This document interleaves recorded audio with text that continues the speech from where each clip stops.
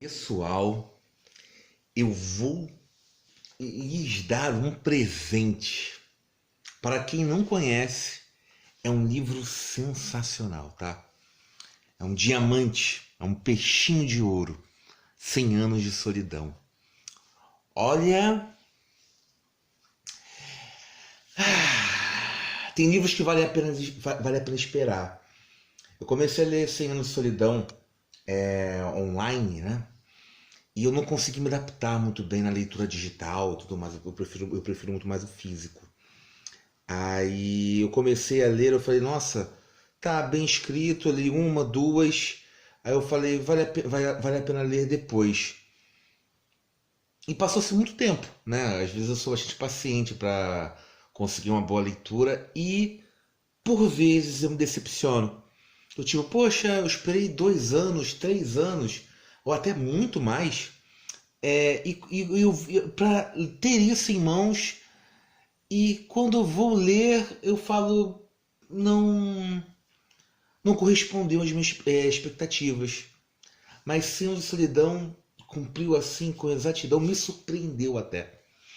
É um livro que o final eu não. Calma, não vou dizer spoilers, tá? Mas eu vou avisar quando falar, ó, até chegar a partir do spoiler. Mas no final, assim, eu não gostei. Eu falei logo no. Lá na. Faltando ali umas 40, 50 páginas. Eu falei, nossa, o clímax já foi. E a solução. Eu falei, como é que vai terminar isso? Eu comecei a imaginar. Eu falei, nossa, saídas narrativas para o escritor, né? Tudo bem casado aqui. E eu imaginei uma coisa e foi o que saiu, né? Eu falei, foi exatamente como que tinha que terminar. Mas assim, é um livro que vale muito mais a jornada. Ele é muito bem escrito, ele é sequinho. O Gabriel Garcia Marques, ele é um grande escritor. E é um grande livro que ele traz aqui. É sem gordura.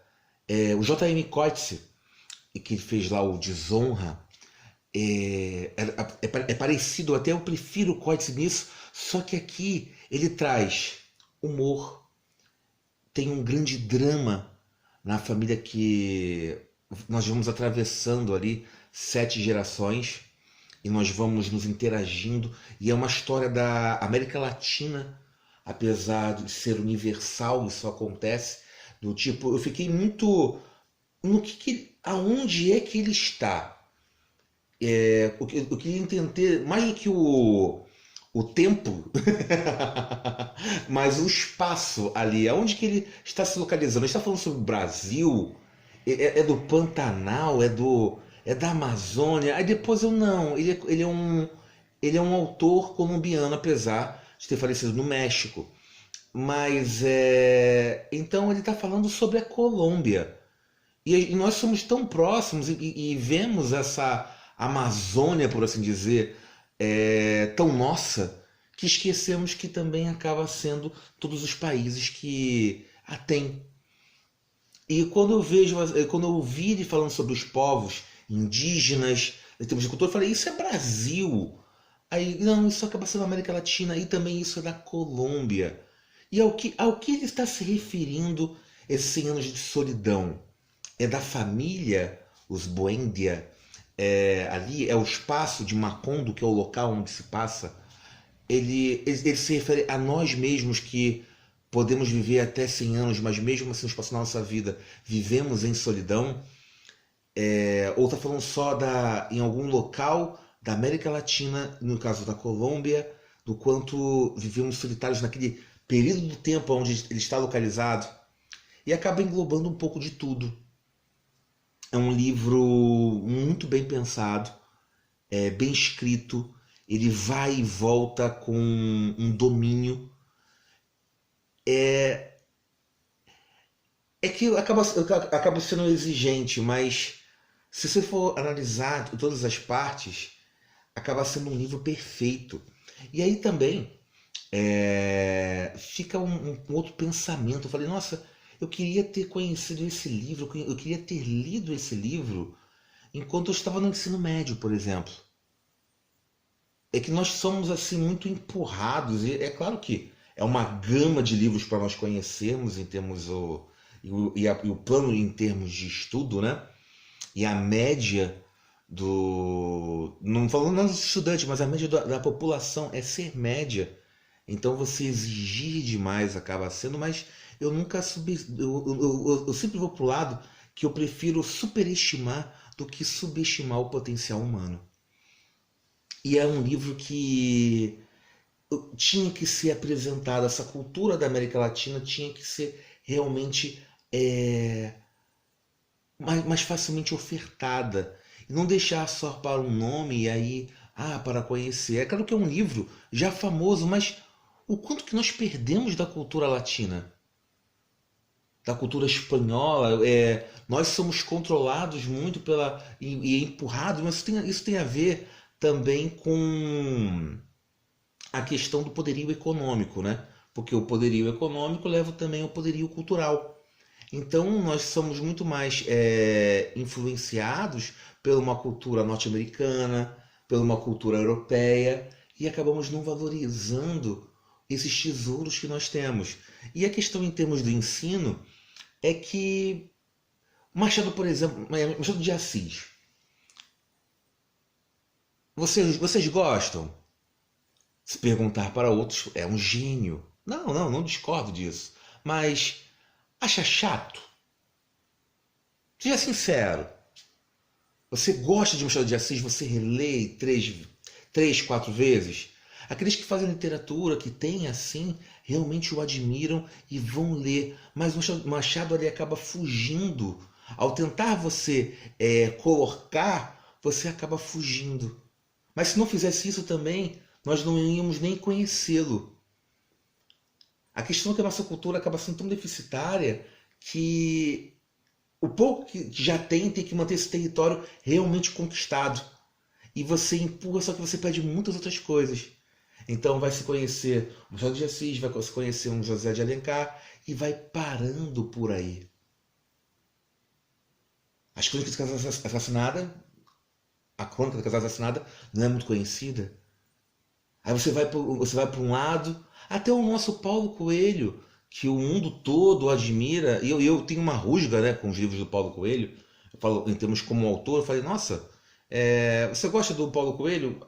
Poxa, eu não considero o representante brasileiro da nossa língua. Mas ele é um bom escritor? Aí compreende que tem uma valorização mais lá fora do que nós mesmos somos capazes de valorizar a nossa própria cultura. Nós não conhecemos a nós mesmos. Isso não apenas em livros, também vamos levar isso para o cinema e até mesmo para os quadrinhos. Nos quadrinhos, como vocês acompanham aqui, tu vê que a grande maioria, você vê, nossa, tem muito material assim estrangeiro frente ao material nacional. E a questão da qualidade. Mas isso aqui não é só aqui deste canal, mas como você pega como um todo. Aí você tem essa falha em termos de desse reconhecimento, dessa forma de consumir e até mesmo, vamos ser sinceros, em termos de qualidade. Aqui aumentou-se muito, vamos colocar na última década. Sempre teve produções, né? Sempre houve produções, mas agora houve um amadurecimento.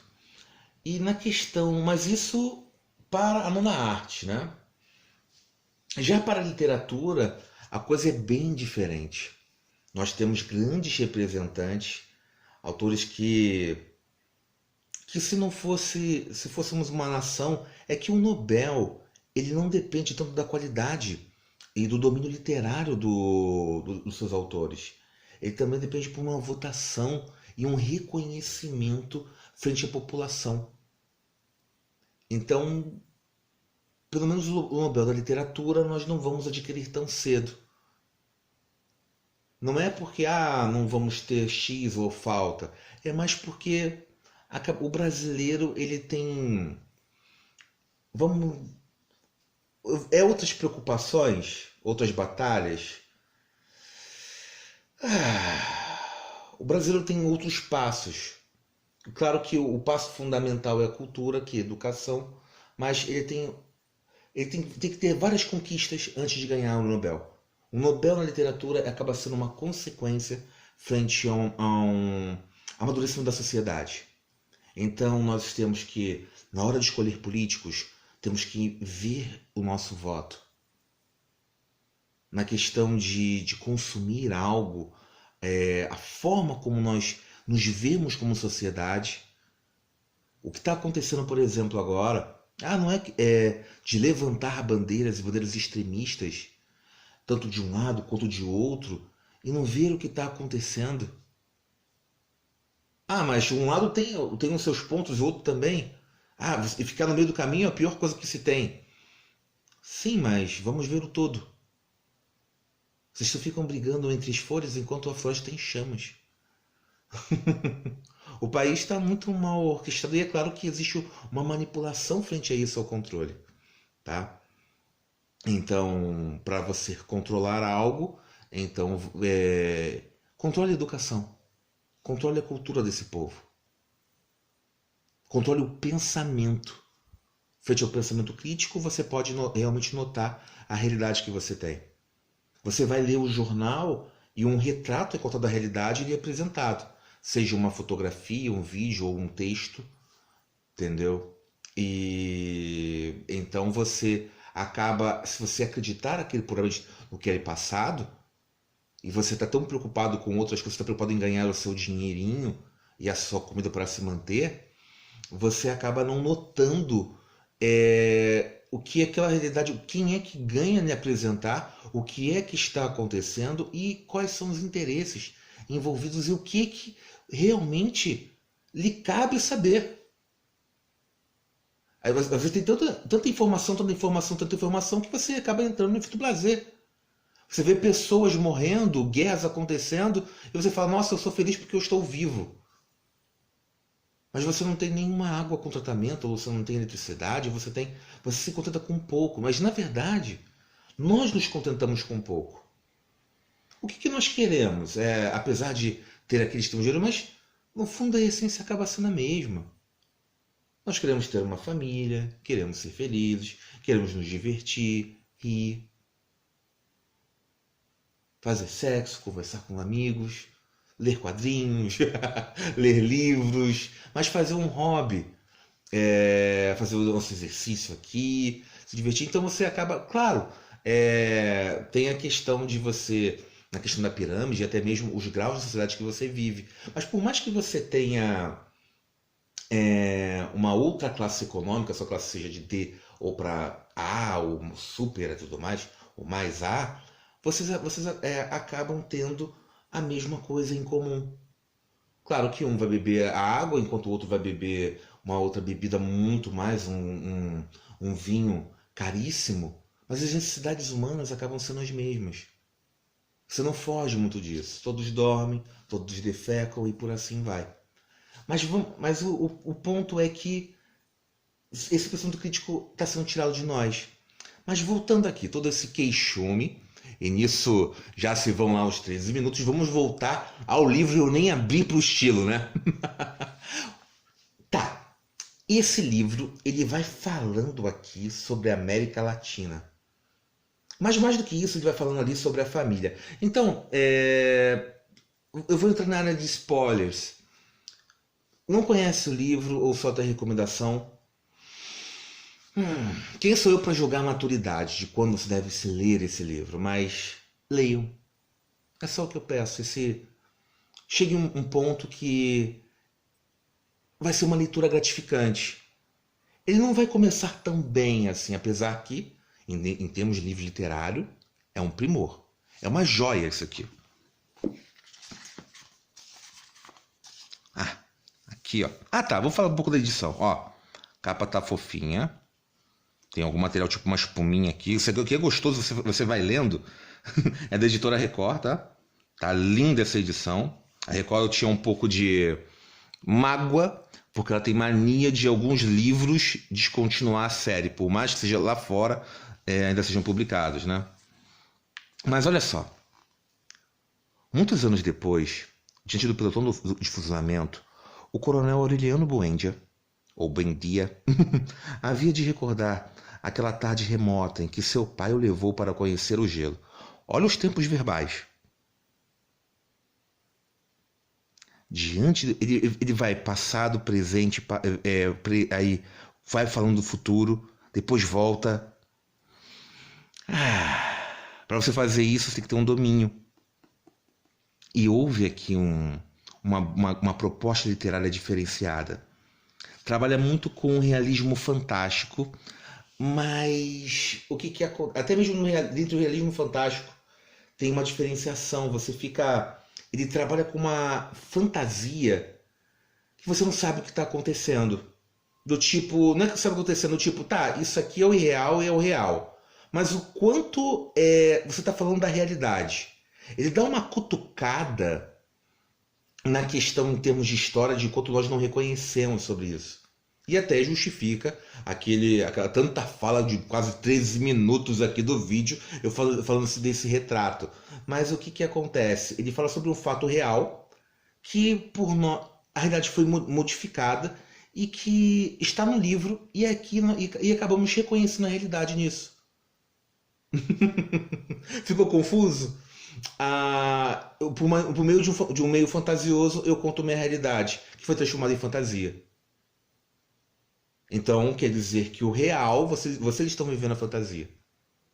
E eu estou dizendo a realidade. Isso também se passa com o próprio personagem do livro. Ninguém acredita no que ele está dizendo porque a realidade foi subvertida. Ela foi transformada em outra coisa. E o Gabriel, ele traz isso do tipo, ei, relembra desse fato? Já que vocês vão modificar, eu vou colocar no meu livro e ele ficará eterno. E que bom que é um livro como esse, O Cem de Solidão. Acaba sendo até uma contribuição jornalística, né? Eu sempre digo uma coisa.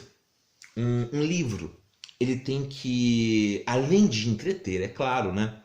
Porque nós usamos como escape, mas ele tem que lhe acrescentar algo. Você não pode terminar um livro da mesma forma que você começou. Você tem que melhorar o seu domínio. É claro que você, lendo, já está aprendendo, né? Mas você tem que melhorar o seu domínio linguístico. Você tem que sair uma pessoa mais enriquecida. E aqui o Cem de Solidão faz isso. Então, você que não conhece, que ficou até agora tão pacientemente assistindo o vídeo, obrigado. Mas pare para não estragar essa experiência, tá bom? É um livro que, outros dizendo, vai tirar um pedacinho da sua joia. Não, então, volte depois, assista outros vídeos ou veja assim, mas não me deixe estragar isso de você, tá bom? Agora, para aqueles também que já tiveram essa experiência, que continuem.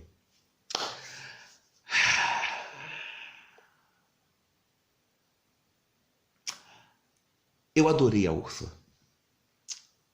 Na verdade, eu adorei os personagens, só os outros dois últimos das gerações. E aquele final, hein? Aquilo ali matou o coração. Mas para mim, os gêmeos, no momento como eles trocam, em termos do caixão, eles acabam retrocando, voltando o que deveria ser, entre aspas, normal. Ali eu fiz um sorrisinho no meu rosto. Eu falei, que coisa, que bem encaixado. Por isso que ele colocou, aí ele fecha. É muito bem costurado, né? Sem desamarras, assim. É uma coisa impressionante que o José fez. José não, é o Gabriel. Confundindo já com o José Saramago. Que o Garcia Lopes fez. Ele fez um ótimo trabalho. Ele fez um ótimo. É um livro assim para ter muito orgulho mesmo. E eu recomendo. Nossa, é sequinho demais, né? Esse domínio, esse livro me fez rir. Eu separei um trechinho, que não é um trecho importante, mas me fez assim. Eu falei, nossa, tem trechos até melhores. Vamos lá. Tá bem aqui, mas o trecho é bem mais embaixo, ó.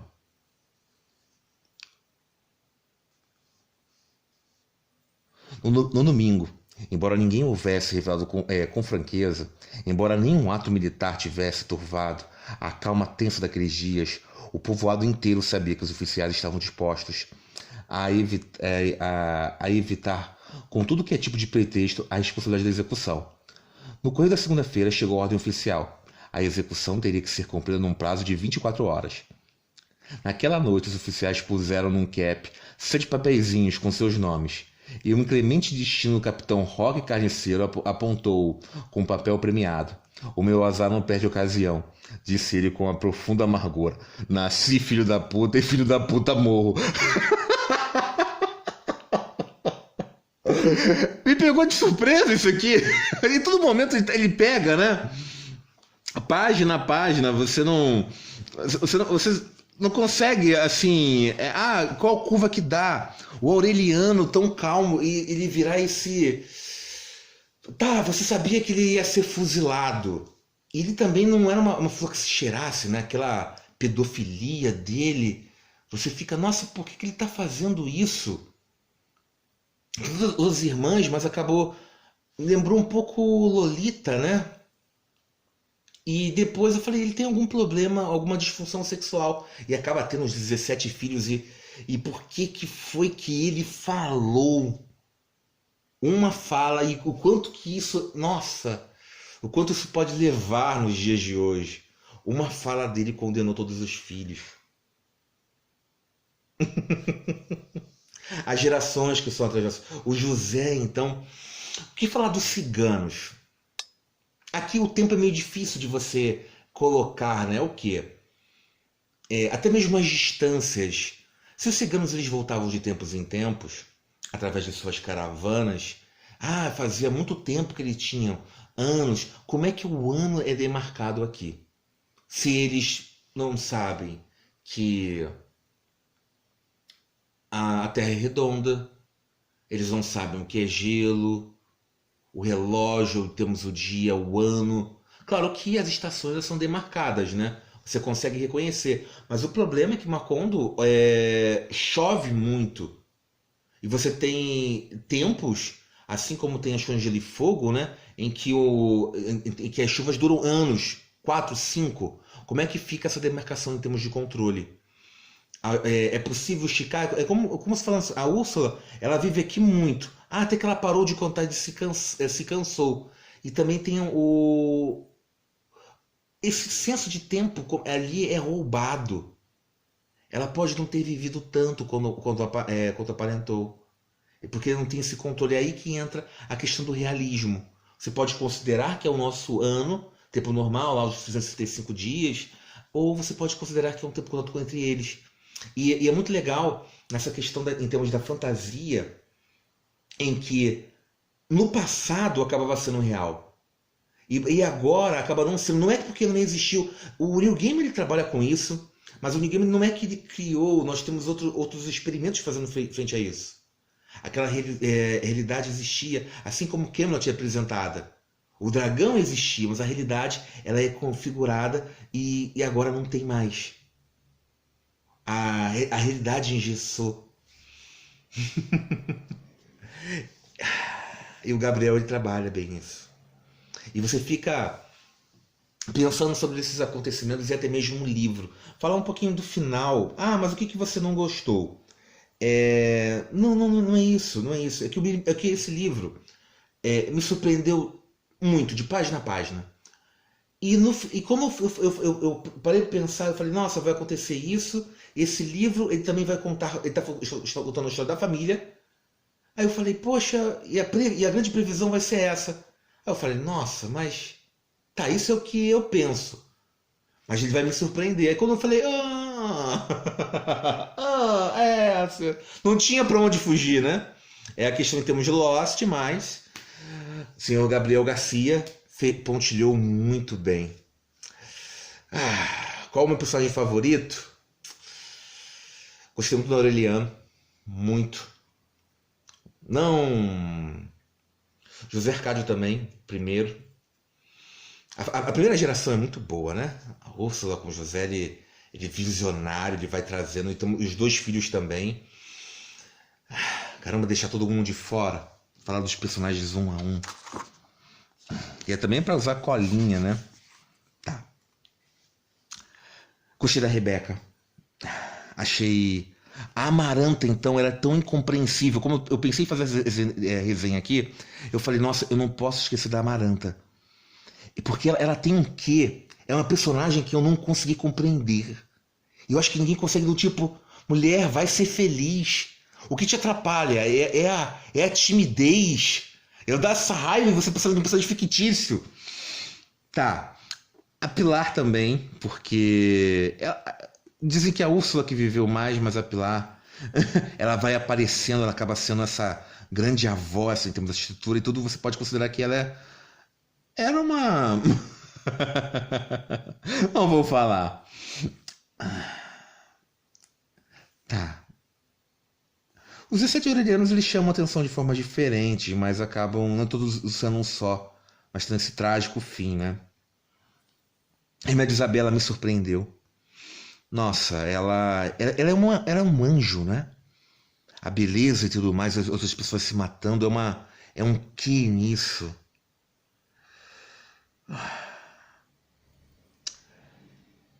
Tá, a Petra Coates, ela acaba me surpreendendo. Não porque ela teve feito com os dois irmãos, mas o posicionamento que ela teve frente a Fernanda. Ela era amante e a Fernanda devia ser a grande insultada, só que elas vão invertendo posições sobre esse não trabalho e esse empobrecimento da família. Ela tem uma postura altamente digna de manter isso por palavra e também, por mais que em certo momento seja a raiva que ela tenha tido e que ela seja a vingança dela para mostrar, mas viver em penúria, nossa, isso é tão... tem tanta força para só esse núcleo serem os personagens principais de um conto, de um livro, entendeu? Que você vai acrescentando, transformando esse livro mais rico ainda. Tá, a mim me parece ali pouca, mas também tem um final bastante trágico com Maurício Babilônia. Tudo por causa da Fernanda, né? Que tem seus próprios preconceitos. E os dois morrem envelhecidos, né? Felizes pelo menos que tiveram. Assim como o Aureliano e a Amaranta Úrsula.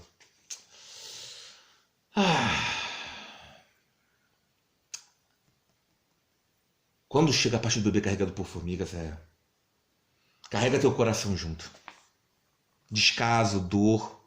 E também o Aureliano ele é muito fora da realidade. É um estudioso, né? Um pensador que acaba não tendo ação. É um tremendo livro e uma tremenda família, tá? Gente, eu vou ficar por aqui, só vou ler esse trechinho para poder me despedir. E essa frase termina com uma incógnita também, né? Aureliano Babilônia acaba...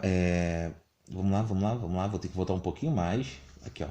Porém, antes de chegar ao verso final, já havia compreendido que não sairia jamais daquele quarto, pois estava previsto que a cidade dos espelhos, ou das miragens, seria arrasada pelo vento e desterrada da memória dos homens no instante em que Aureliano Babilônia acabasse de decifrar os pergaminhos, e que tudo que estava escrito neles era irrepetível, desde sempre e para sempre, porque as estirpes condenadas a 100 anos de solidão não tinham uma segunda chance sobre a terra.